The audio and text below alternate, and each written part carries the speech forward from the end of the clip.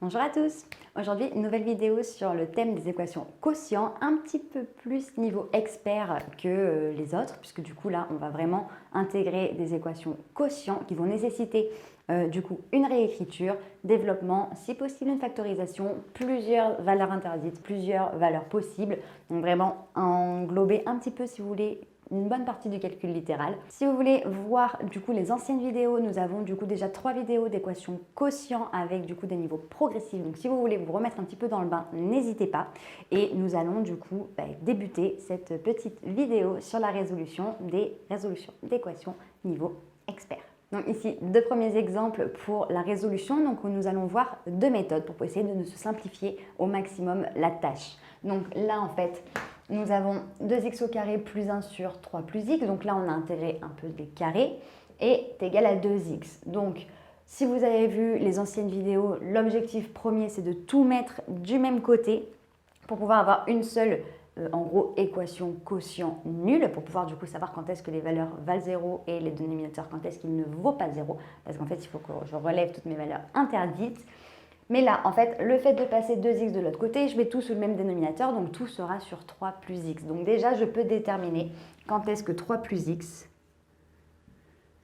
est différent de 0, pour la simple et bonne raison que 3 plus x, ça ne peut pas faire 0, je ne peux pas diviser par 0, donc ce sera ma valeur interdite. Donc en fait, x sera différent de moins 3. Donc ma valeur interdite, ça sera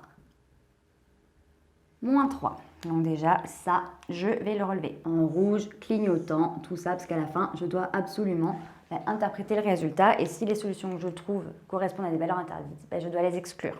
Donc, à ne jamais oublier. Maintenant, du coup, je vais résoudre mon équation de manière à tout mettre du même côté, tout mettre sous le même dénominateur, etc., etc. Donc, 2x au carré plus 1 sur 3 plus x moins 2x est égal à 0. Donc 2x est sur 1. Je vais devoir le multiplier par 3 plus x en haut et en bas pour conserver l'égalité, tout mettre sous le même dénominateur. Ce qui va me faire un total de 2x au carré plus 1, parce que bon, lui ça va bouger, mais moins 2x fois 3 qui me font tout simplement moins 6x. Et moins 2x fois x qui me font moins 2x au carré. Et le tout sera sur 3 plus x. Et le tout égale à 0. Donc 2x au carré moins 2x au carré, je peux les retirer. Il me reste tout simplement 1 moins 6x sur 3 plus x est égal à 0. Donc 1 moins 6x, bon, j'ai déjà déterminé la valeur interdite, donc je ne m'en occupe plus. Par contre, maintenant, il va falloir que je détermine quand est-ce que 1 moins 6x est égal à 0. Donc moins 6x est égal à moins 1. Donc x est égal à moins 1 sur moins 6, donc 1 sixième. Ma solution est de 1 sixième. Donc ça, c'est la résolution pour celle-ci, sachant que ma solution n'est pas une valeur interdite, donc elle fonctionne, je peux la conserver. Pour la deuxième, on va voir du coup une autre méthode. Donc déjà, dans un premier temps, si je fais passer tout du même côté, que je mets tout sous le même dénominateur, ça va revenir à mettre, en fait, ça ce sera de l'autre côté, donc moins 4 sur 1 moins 2x.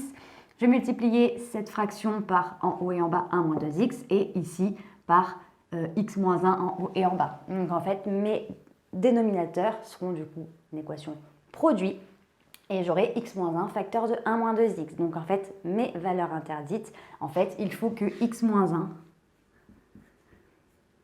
facteur de 1 moins 2x soit différent de 0. Donc que x moins 1 différent de 0 et que 1 moins 2x différent de 0. Donc soit comme ça, soit chacun à l'unité, sachant que chacun sont un dénominateur. Et du coup, et celui-ci et celui-là ne peuvent pas être égales à 0. Donc je peux le faire directement chacun dans son coin. Ça, c'est un peu comme vous préférez. Les deux fonctionnent.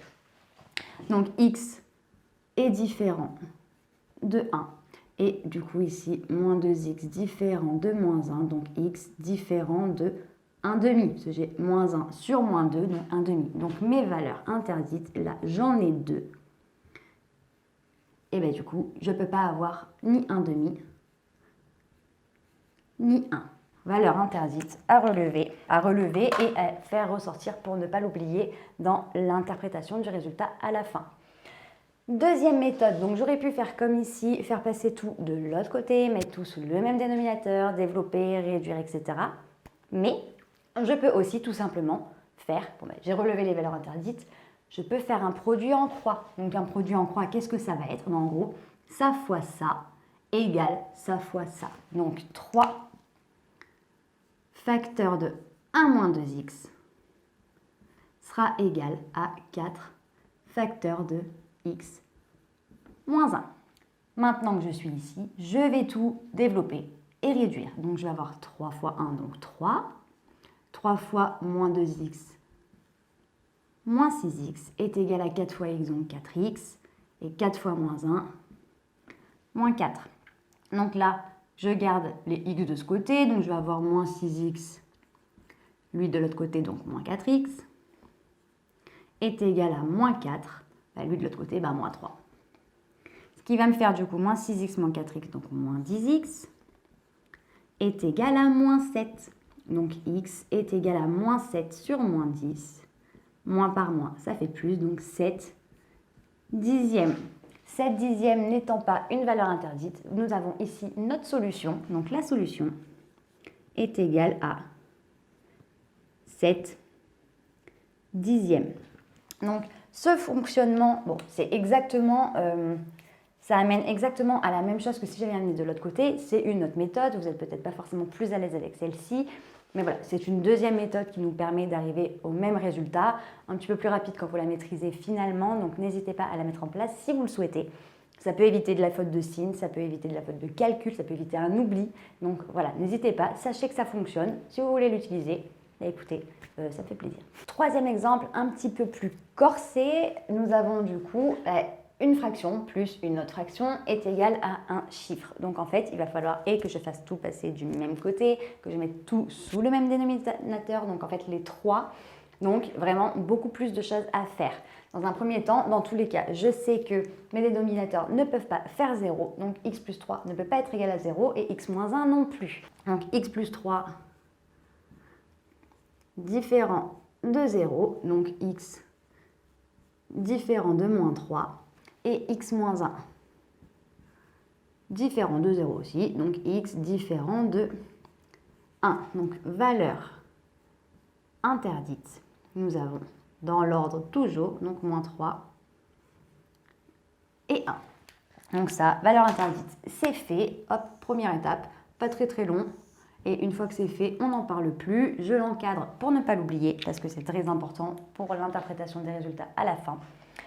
Et maintenant, on va pouvoir se mettre à la résolution de cette équation qui est légèrement, pas forcément très compliquée, mais un peu costaude au niveau de la quantité de choses à faire. Il va falloir, dans un premier temps, je peux tout mettre sous le même dénominateur ici. Ça peut déjà me permettre de dégrossir un peu l'histoire et de limiter les erreurs, parce que vous allez voir, elle va être un peu corsée, quoi. Donc là, pour me le mettre sous le même dénominateur, je vais prendre du coup une même couleur, je vais multiplier ici par x moins 1 et là aussi. Donc attention, c'est l'ensemble, c'est pas que 3. Et ici par x plus 3 et pareil ici. Voilà. Donc maintenant que j'ai fait ça, du coup, je vais avoir 5x fois 5 fois x et 5 fois moins 1, donc moins 5, plus 3 fois x, donc 3x, plus 3 fois 3, 9. Le tout, je ne développe pas en bas, x plus 3, facteur de x moins 1, égale 4. Donc 5x plus 3x, ça me fait 8x, et moins 5 plus 9, ça me fait du coup plus 4. Le tout sur x plus 3, facteur de x moins 1, est égal du coup à 4. Maintenant, je vais du coup faire passer mon petit 4 de l'autre côté. Donc je vais avoir 8x plus 4 sur x plus 3 facteur de x moins 1, hop, moins 4 est égal à 0. Eh bien, 4, il est sur 1. Il faut du coup que je mette sous le même dénominateur, donc sous le même dénominateur que ça. Donc, il va falloir que je multiplie en haut et en bas par x plus 3 facteur de x moins 1. Donc, 8x plus 4 moins 4 facteur de x plus 3 facteur de x moins 1. Le tout sur x plus 3 facteur de x moins 1 est égal à 0. Donc déjà, en fait, je pourrais ne plus m'occuper du dénominateur, en fait, puisque je connais déjà les valeurs, il y a tout là-dessus, je sais quelles sont les valeurs interdites, je peux en fait tout simplement garder le haut. Puisqu'en fait, il n'y a plus que ça qui m'intéresse pour trouver les solutions. Donc là, je vais avoir donc 8x plus 4 moins... Alors, au choix, je vous conseille quand même de faire la double distributivité avant et après de tout multiplier par moins 4. Vous risquez moins de faire une petite faute de signe entre-temps. Donc moins 4, facteur de x fois x, donc x au carré, x fois moins 1, donc moins x, 3 fois x, donc plus 3x, et 3 fois moins 1, donc moins 3, égale 0. On n'oublie pas celui-là toujours. Par contre, le dénominateur... Bon, je sais qu'il y en a un, puisque ce serait une équation quotient un peu fat à la fin, mais moi maintenant, je connais les valeurs interdites, on s'en occupe plus trop, plus besoin que de ça. Donc là, j'ai toujours mon fameux 8x plus 4 moins, et là, du coup, je vais réduire, enfin développer. Sachant qu'ici, j'ai moins x plus 3x, donc en fait, ça, je sais que ça fait 2x, ça m'évite d'avoir une ligne supplémentaire. Donc là, j'aurai moins 4 fois x carré, donc moins 4x au carré. Moins 4 fois 2x, du coup, moins 8x. Et moins 4 fois moins 3, plus 12, égale à 0. Donc là, j'ai moins 4x au carré. 8x moins 8x, ça s'enlève. Et 4 plus 12 qui me font 16, donc plus 16 égale à 0. Alors, on va le faire en deux temps, parce que du coup, il y a deux méthodes à partir de là. Donc, je vous mettrai en lien les vidéos qui vous amènent sur le détail de ces méthodes-là, parce que du coup, on les a déjà fait sur une vidéo chacune. Donc, en fait, vous pourrez directement aller voir. Donc, en fait, maintenant que je suis ici, première méthode. Là, moins 4x plus 16 égale à 0, eh bien, je peux dire aussi que c'est égal à 16, moins 4x carré, 16 moins 4x au carré, égale à 0. C'est une identité remarquable sous la forme de a carré moins b carré. Donc, si a au carré est égal à 16, eh bien, a est égal à 4. Et si b carré est égal à 4 x au carré, eh bien b est égal à 2x. La forme factorisée de a carré moins b carré, c'est a plus b facteur de a moins b, donc identité remarquable. Donc là, ça va me faire a plus b, donc plus 2x, facteur de a moins b, donc moins 2x, égale à 0. Équation de produit nul, 4 plus 2x égale à 0 ou 4 moins 2x est égal à 0. Donc 2x est égal à moins 4, donc x est égal à moins 4 demi, donc moins 2. Et ici, moins 2x est égal à,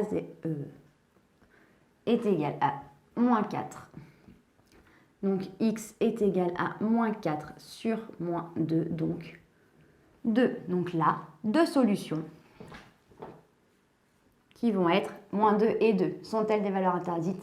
Non. Donc en fait, tout simplement, mes solutions sont moins 2 et 2. Donc pour la méthode numéro 2, moins 4x carré plus 16, je peux du coup le résoudre entre guillemets sous la forme d'une équation classique. Donc moins 4x carré plus 16 est égal à 0. Donc moins 4x carré est égal à moins 16 x au carré est égal à moins 16 sur moins 4, moins par moins, ça fait plus, 16 sur 4, ça fait 4. Donc x au carré égale 4.